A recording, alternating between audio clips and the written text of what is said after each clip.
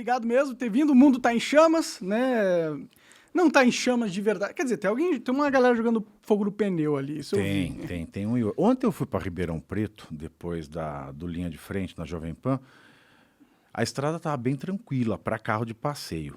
Né? De São Paulo a Ribeirão, nem na ida nem na volta, não encontrei nenhum incêndio. Só família, meu caminhoneiro com família na estrada. Isso é bom. A galera começou a ir pra uma pegada de vão parar o Brasil, né? Mas aí eles perceberam, pô, mano, é ruim se para o Brasil, né? Muita gente se fode, né? Vamos só ficar protestando de maneira pacífica nos quartéis, eles estão indo lá. Também tem nas rodovias, né? Mas agora parece que diminuiu bastante a quantidade de Choveu, bloqueios né? mesmo. Aqui em São Paulo choveu. Pode crer. Bom, fazer um raio-x disso tem vários diagnósticos interessantes. O primeiro deles começou a greve, não é greve, manifestação, que é greve, diferenciar. Greve é quando uma categoria para pedindo melhora nas suas condições de trabalho. Então não foi greve dos caminhoneiros, porque eles pararam em razão do resultado das eleições e de tudo que aconteceu, não só dos resultados. Sim.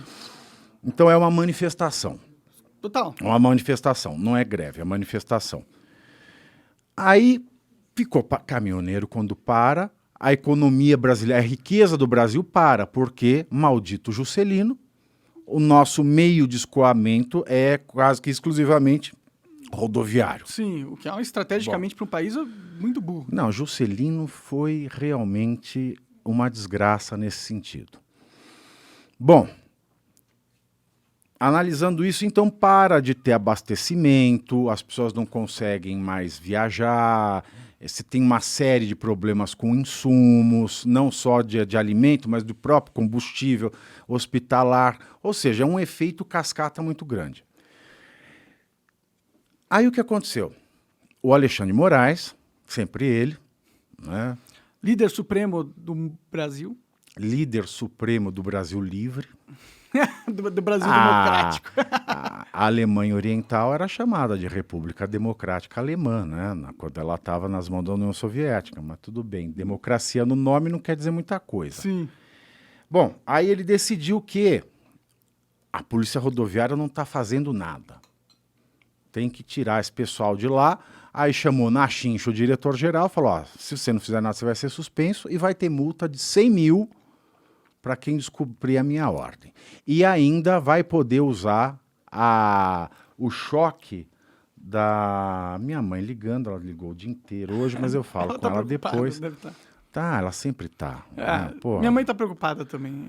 Tem muito brasileiro preocupado, na verdade, né? Não foi, a galera não aceitou bem o Lula ganhar. Não. A verdade é essa. E eu trabalho na Jovem Pan ainda? Porra, pior. Você sabe que eu trabalhei na cobertura domingo, antes de voltar para esse diagnóstico, eu saí da Jovem Pan 11h30, ela fica ali na Paulista. Aí teve aquele fuá todo, né? Do Lula ganhou. Aí eu falei, bom, eu vou sair pela Alameda Santos, que a Paulista tá intransitável, e até para ninguém me ver, né? Aí eu tava esperando o táxi, aí passou a galera do Amor Venceu. Tava lá a galera do Amor Venceu. É fascista! Você vai morrer, fascista! Com muito amor. A galera com muito amor, sempre com muito amor.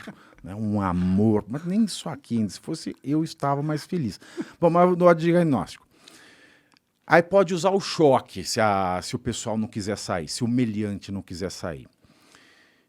E é engraçado que o pessoal do Lula, que votou no Lula, sempre chamou a polícia de fascista para tirar, manifestar. E o Boulos também pôs lá o Twitter dele, né?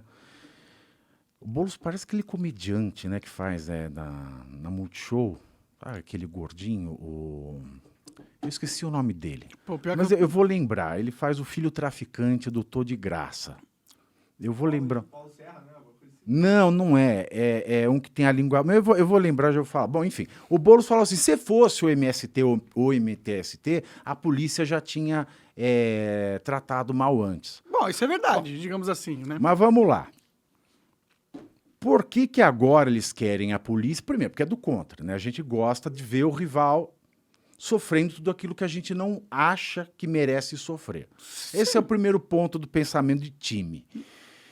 Mas aí tem uma coisa, por que é que o movimento que vive de manifestação está chateadinho com a manifestação do caminhoneiro. Primeiro porque é o seguinte, a gente está falando de uma manifestação de trabalhador. E do outro, a gente está falando de manifestação de vagabundo. Quando o vagabundo para, o trabalhador está trabalhando para manter a vagabundice desse. Agora, quando o trabalhador para, o vagabundo vai viver do quê? Mas por que o pessoal do MST é vagabundo, assim, por essência, assim? Por que eles têm que ser... Não, o pessoal que faz manifestar, por exemplo, antes da pandemia, a última grande manifestação deles, eles pararam a Avenida Paulista a troco de nada. Eu não lembro desse dia aqui, eu não sei o que eles estavam reivindicando. Assim. Teve um piquete na Avenida Paulista. Mas a questão é a seguinte, por que as pessoas querem que o MTST, o MST saia da Avenida Paulista, saia da frente do prédio dele, dos prédios empresariais? Porque eles estão protestando por algo totalmente autoritário. Não é porque, vai lá voltar a fazer alguma coisa de útil, porque não tem. Eles vivem disso. Porque se o MTST fosse algo muito sério, ele estaria pressionando a base que ele tem no Congresso ou no governo para fazer a desapropriação de terra ou para fornecer moradia popular conforme a Constituição manda. Ninguém pode praticar autotutela nesse país. Você tem uma demanda, você tomou um dinheiro meu e não me pagou, eu não posso bater em você até você me pagar. Assim... Eu tenho que usar os meios do Estado. Legais, e quando eu tenho um movimento, esse movimento ele tem que estar dentro da legalidade. Sim. Eu não posso ter um movimento oficial, que é o que acontece com eles, que promova a inversão do devido processo legal. Mas não é a mesma coisa que está acontecendo com as manifestações agora? Eles não estão pedindo intervenção militar? Então, isso é muito curioso. Isso é muito curioso, tem que ser visto com cuidado. É claro que no direito existe uma figura que chama abuso do direito, Monark. Você tem um direito legítimo.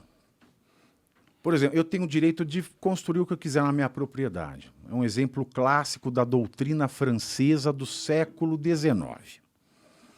Então eu tenho lá a minha propriedade aqui, tenho o meu vizinho com a propriedade dele, meu vizinho tem a horta dele, que ele vende alface, e eu na minha propriedade estou com raiva de ver o meu vizinho prosperar.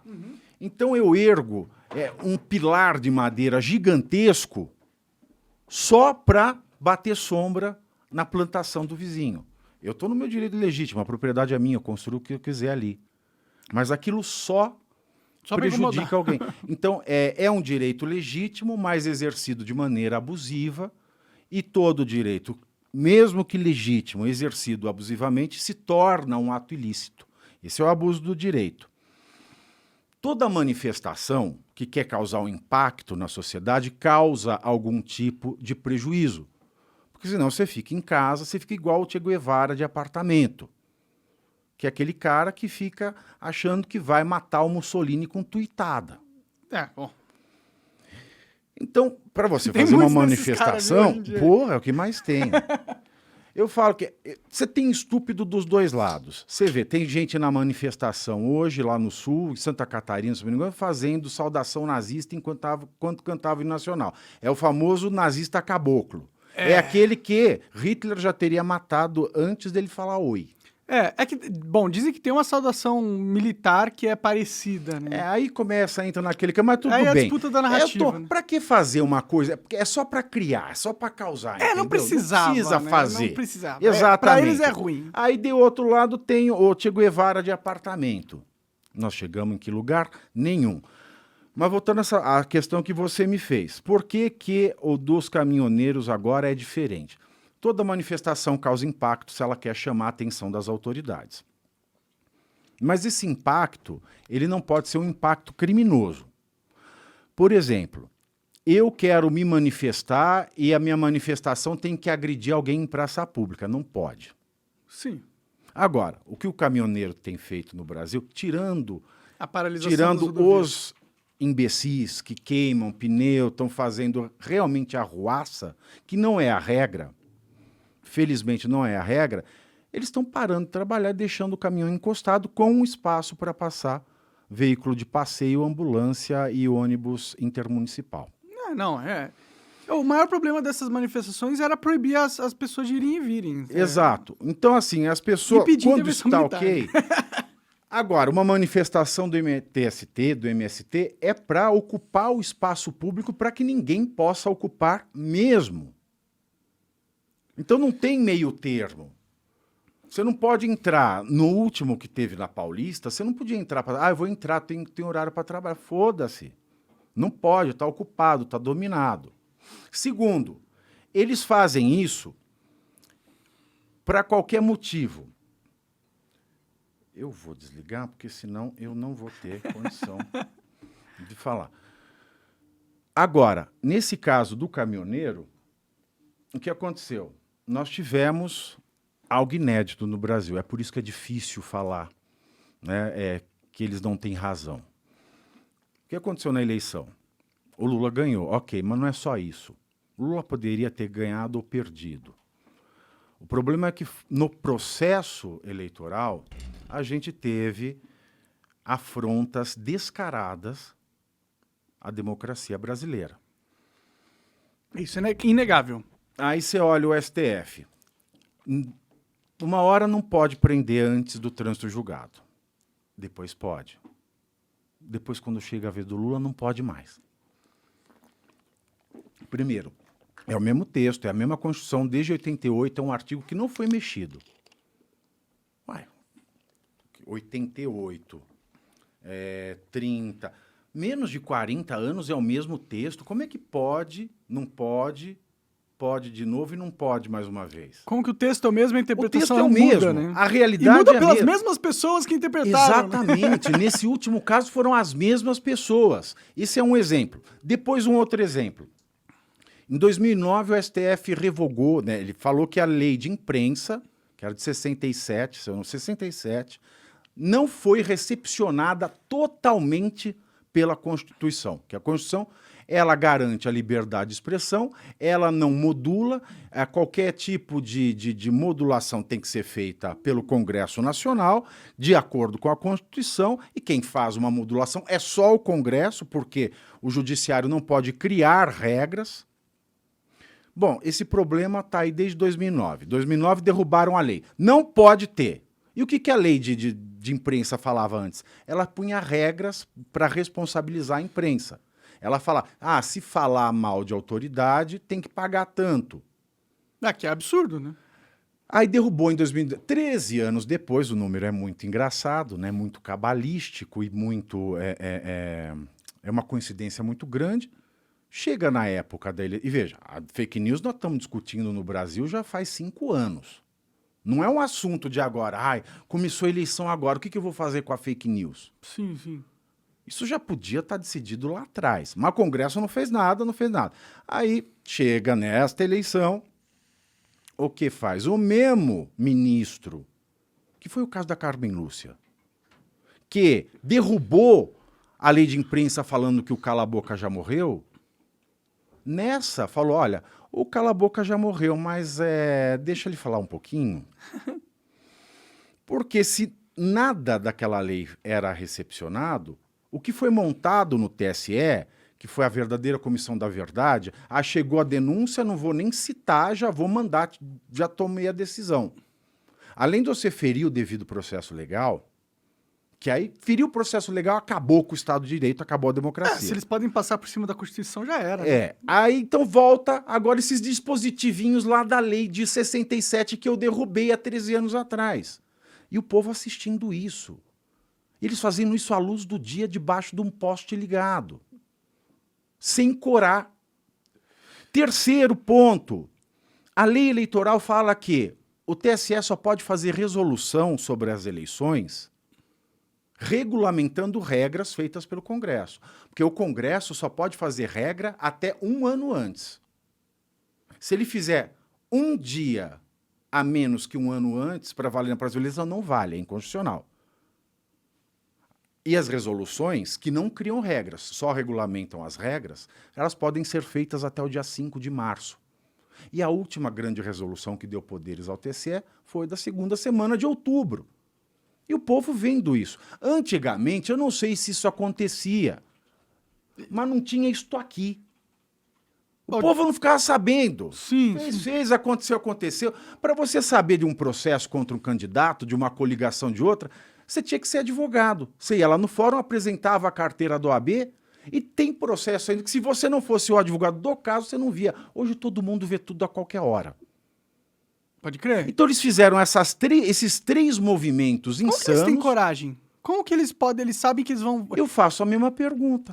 Como que eles nada têm coragem? acontece? Por que o Senado fica vendo, eles desrespeitando a Constituição e fica... Esse é o segundo ponto. Tinha alguém no Senado trabalhando enquanto o TSE estava fazendo isso? Não, estava todo mundo fora fazendo campanha. Pode crer. Pode crer.